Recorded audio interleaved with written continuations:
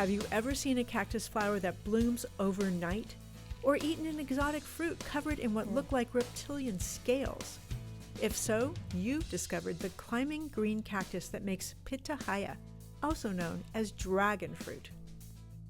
There was a time when you'd have to grow your own dragon fruits or search for them in ethnic markets. But more and more, these sweet treats are showing up in grocery stores and on restaurant menus. Specialty Produce in San Diego, California caters to chefs who feature farm to table, especially local farm to table. What's the specialty in Specialty Produce? Specialty ingredients. We get things that no one else is able to get and better quality. We're able to get exotic produce because of the farmers here in San Diego. San Diego's top chefs, and the public too, shop here for fresh, local, and uncommon offerings like yellow raspberries, kabocha squash, rambutans, finger limes, and the dramatic dragon fruit. Oh, and there they are. Here they are. Beautiful. Look at these dragon fruits. They're gorgeous. The demand for dragon fruit is growing because we are able to get such great product. It's interesting, it's beautiful, it tastes great, it's exotic. Dragon fruits are wildly popular in Asia, but their roots are right here in the Americas. Together, we'll discover the lure, the lore, and the sweet character of this exotic beast. Today on A Growing Passion.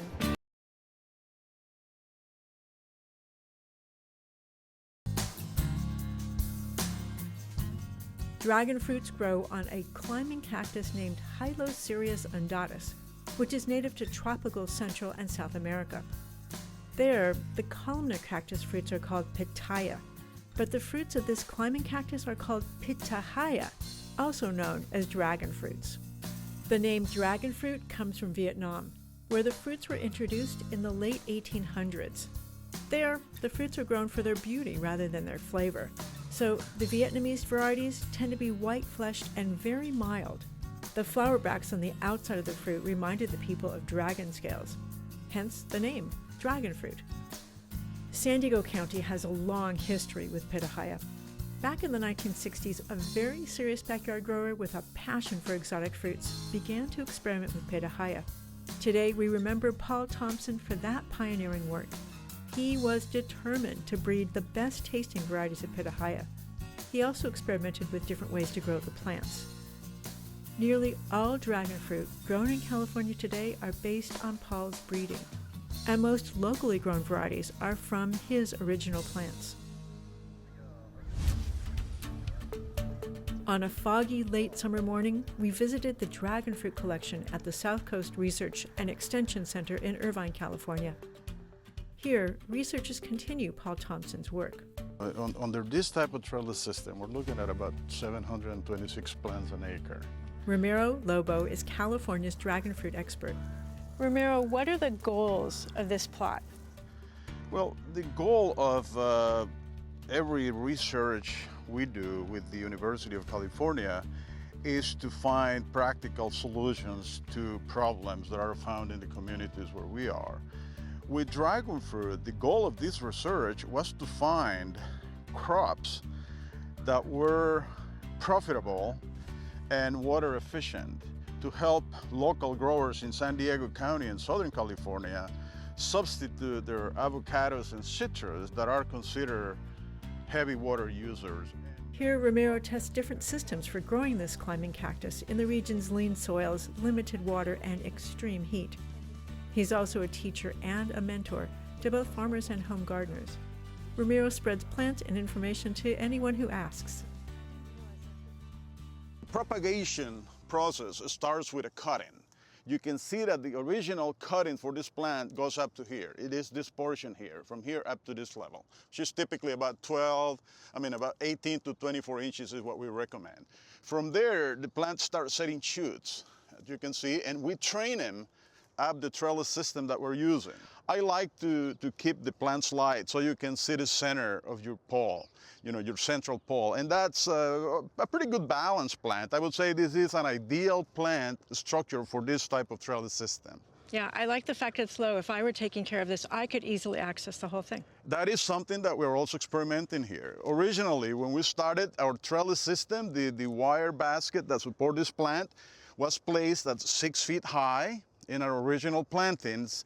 But because of the plant adds more layers, you end up with a 7, 8 feet tall plant.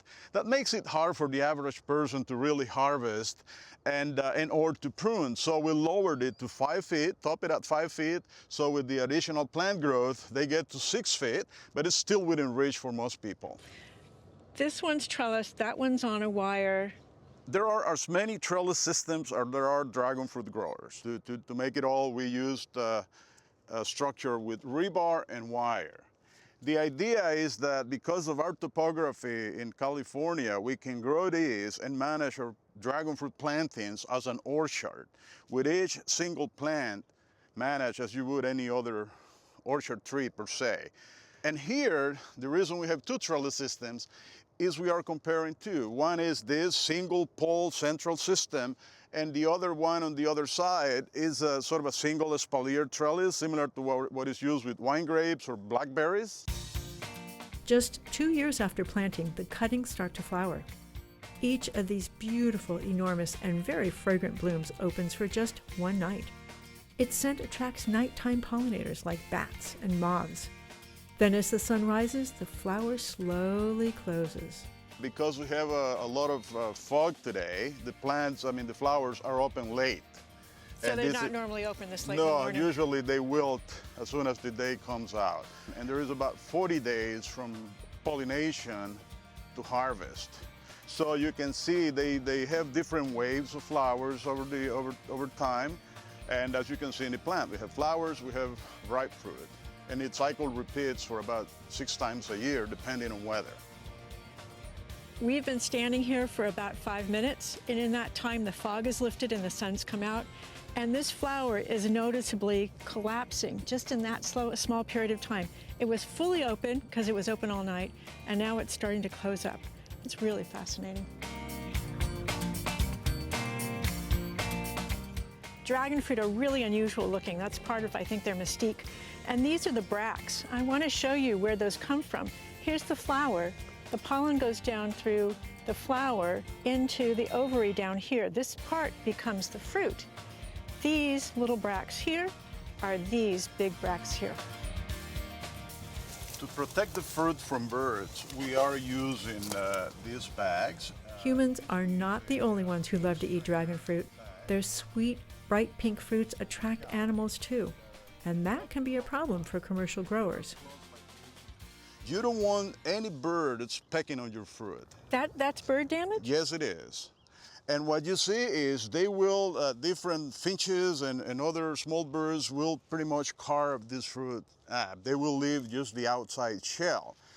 And on top of the damage that sometimes they will just peck on them, there were other fruit right next to this. They would splatter seeds and juice onto the other fruit, which would increase the cost of marketing because of the need to watch them. Knowing when to harvest dragon fruits is part art and part science. We look for a good sugar-acid balance that develops as the fruits start to color up. Romero uses a refractometer that measures the solids in the fruit as they develop. That's how he tracks the sugars and knows when to pick. These are the much more flavorful and interesting pink and red flesh dragon fruits. Each variety has its own flavor profile with a different sugar-acid balance. To find your favorite, all you need to do is taste. Thank you. That is the light, and I'm going to try it as well. It's pretty. It's very pale pink. Wow, that's so good. It's really refreshing. There's a lot of acid balance with the sugar. It excites your palates, if you will. Yeah, that's exactly right. This is physical graffiti.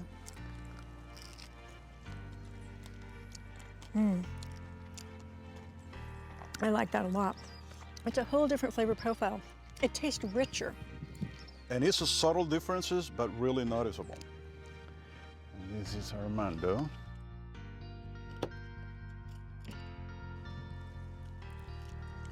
Oh, entirely different again. This tastes almost like kiwi, like a ripe kiwi. The last one we're gonna taste to complete the job here, it's El Grullo. It's a great name, El Grullo. El Grullo. It is a selection from Mexico.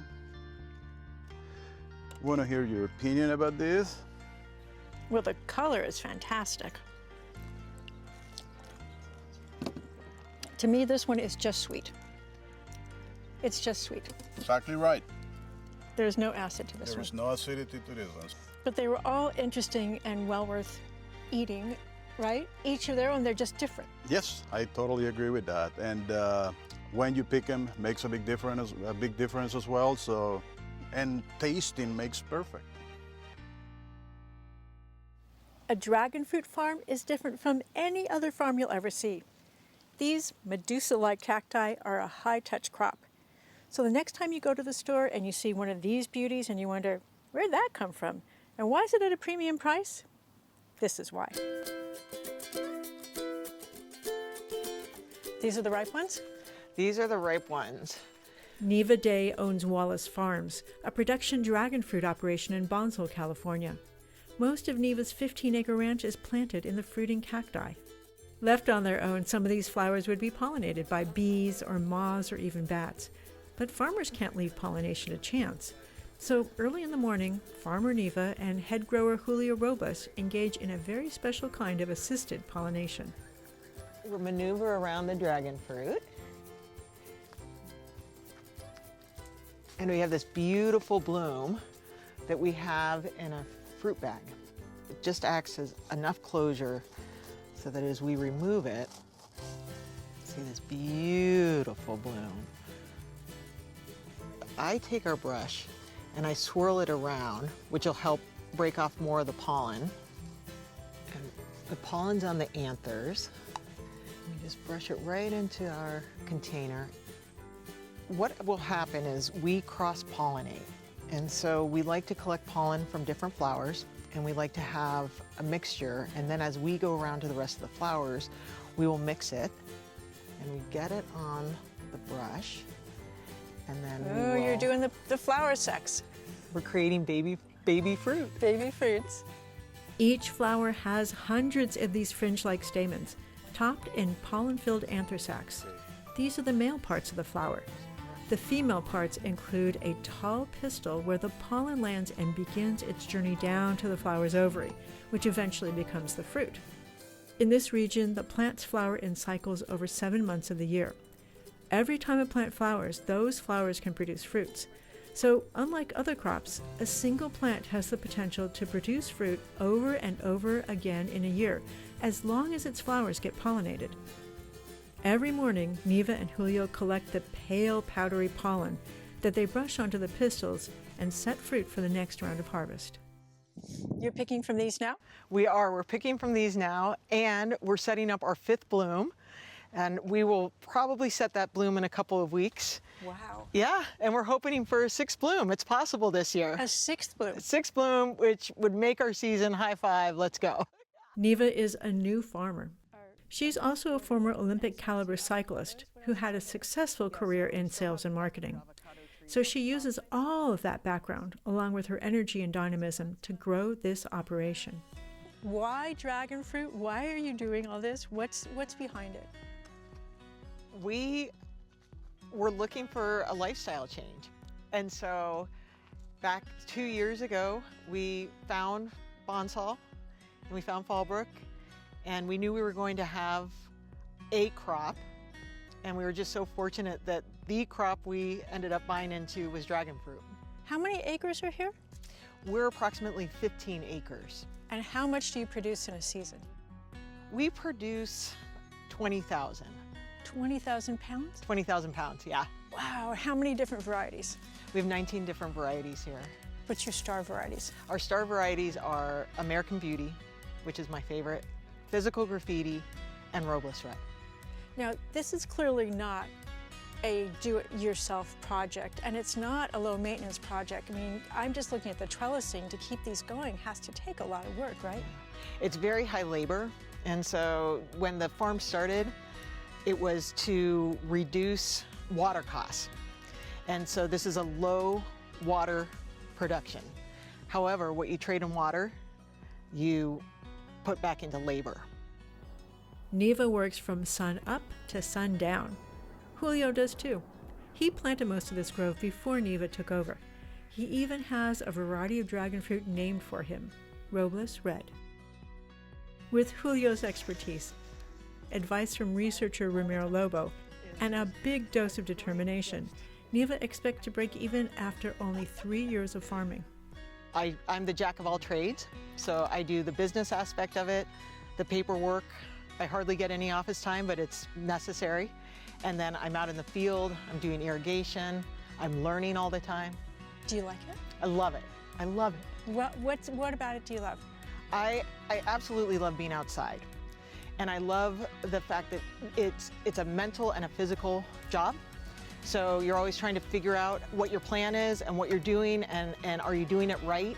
And then physically, you're running up and down 15 acres outside all day long, working with just stunning plants and a really healthy fruit, which really embodies my lifestyle. Nan, look at this fruit Julio's picking. That's 1.5 pound physical graffiti. That's huge. Gorgeous, huh? Oh my gosh, look at that. That's amazing. And what's really great, Nan, is right here, I see a 1-day-old bud, a 2-day-old bud, a 3-day-old bud, and a 4-day-old bud, meaning that in about 14 days, we're gonna have big blooms, we're gonna pollinate, and we're gonna do that again. So this is your next crop coming. Our next crop, yeah. Gorgeous. Growing pitahaya isn't difficult, but it requires constant attention. And the cost of that labor offsets the huge savings in water as compared to farming citrus or avocado. Most of the cacti are planted in pots or buckets to protect their roots from hungry gophers. The buckets are filled with well-draining potting soil. No heavy clay or wet feet for these plants. In nature, the cacti climb trees. Here, they climb either wood or concrete posts. Neva and Julio cover the ripening fruits with mesh bags to protect them from birds. Beautiful. Neva also grows specialty citrus, passion fruits, and other rare fruits in orchards planted by the previous owners. And now she's branching out again, selling dragon fruit cuttings. How do you know which variety is going to come from which of these cuttings? Although all dragon fruit may look alike, if we look at each cutting differently, we're going to see variations within the ridges, which this has a more round ridge, which is American Beauty, and this has a much more elongated ridge. And if we look right here, this is a Robles Red. Oh, so this almost doesn't have any ridges to it. And it also is a little more curly. And if you look at the thorns, this has a 4-thorn pattern, whereas this has a 1-thorn pattern. So you have to be really serious to be able to identify which ones and know which fruit you're going to get. Because, I mean, if it were me, I would go look for Robles Red because that's beautiful. I'm sure it tastes great. But then I'd have to find somebody who knows what they have. That's it, yes. And so we recommend that people buy from production farms or from very strong backyard enthusiasts who know what they're growing, and they're also going to sell you production fruits so that you can actually get fruit from what you buy. While pitahaya is usually eaten fresh, it's also delicious in drinks and desserts, and even made into wine. We get to taste? We get to taste. Oh, good. What are we going to start with? I think we start with American Beauty, Okay. which to me, again, is the most balanced fruit. And it just hits that sweet spot of sweet and acidic. Very balanced. So we'll just take this and we'll eat it like watermelon today. The rind comes off, so that's pretty easy. And I love those little black seeds. they're edible. You don't really notice them when you eat them. And people always ask me, Neva, what does a dragon fruit taste like? And my thought is a mix between melon and a kiwi with flavor. The texture is kiwi. The flavor is, do I have it on my face now? Yum. Oh, yeah. The special time and attention that goes into dragon fruit is reflected in the cost of the fruits in the market. But just one taste tells you it's worth every penny. Dragon fruits can be hard to find, and when you find them, they're at a premium price. So for dragon fruit lovers, the best way to get the fruit is to grow it yourself. Kevin Foth and his wife transformed this quarter-acre hillside in Point Loma, California, from a field of ice plant into a terraced garden of rare fruits that include not one, but 2 dragon fruit orchards. We have about 40 variety of dragon fruit, plus or minus, and then about 80 to 90 plants.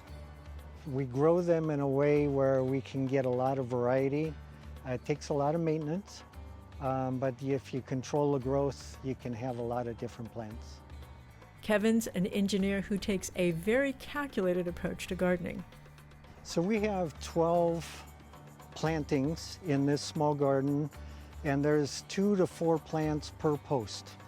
So 12 times 4, so 4, you could get 48 plants in this small space. Right. These posts are just 4 feet apart. That's how Kevin optimizes this small space. It also makes the Pitahaya easier to care for and increases natural pollination. I see most flowers and fruit up here. Is that a fruit growing on the vertical portion? Yes, it is. That's a nice thing of the dragon fruit is you'll get flowers and fruit on the vertical portion as well as the horizontal portion. I record all of my production on my phone. Oh, you are an engineer. So far this year, I've pollinated 290 flowers. I've had fruit set on 188, and I've picked 155. Wow. So I have another 100 or so fruits that are maturing. Kevin experimented with different post designs before settling on a favorite. Explain the structure to me again. So dragon fruits require something to grow on, and we're using 4x4 redwood posts. We've cut 10-foot lengths into 5-foot lengths, and then I attach that to a cement base that has a vertical attach point. And then at the top, we've drilled holes through the top of the 4x4 in each direction, inserted rebar, and then laid the tire on top of it. And then when the plants come up and those heavy vines come over the side, this will all support that. Right. Part of the maintenance of the dragon fruit is to cut off all of the new growth that comes off the vertical stems horizontally. And I have an example here. I'll just trim this at the bottom, and then this becomes a new planting for this variety of dragon fruit. The cut end is left to dry for a couple of days, then dusted with rooting hormone before planting. Kevin secures the cutting with stretch ties. Soon, it'll begin to grow, and in a few years, he and his wife will enjoy even more fruits of their labor. So this is one of the fruits I've picked recently. It's the 3rd fruit on the variety of Rosa, and I picked it on 1010, and then I recorded the weight of 22.55 ounces. And I keep track of that for all of our varieties so we know what we grow. Kevin, you are definitely an engineer.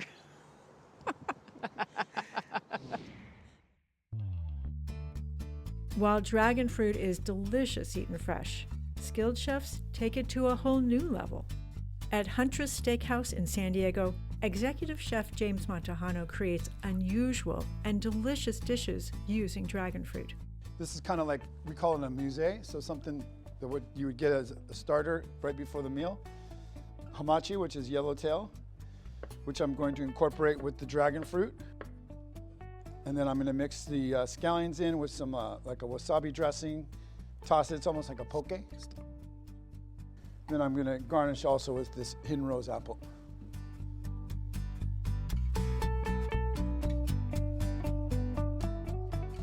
These are Kumai oysters from Baja, beautiful French-style salty briny oyster. I'm going to dice some red and white dragon fruit to add to our smoked soy sauce for an additional flavor. And then on top, a dragon fruit granita. So in the granita, I've added ginger juice to it to accent the flavor of the dragon fruit to go into the oyster. And then on top, we're adding Regis ova caviar. As a yummy treat, a show-stopping ingredient, or a spectacular plant, enjoy dragon fruit on your plate and in your garden. And delicious. Dragon fruit is the uncommon water-wise fruit that belongs in your garden. I'm Nan Sterman. See you next time on A Growing Passion.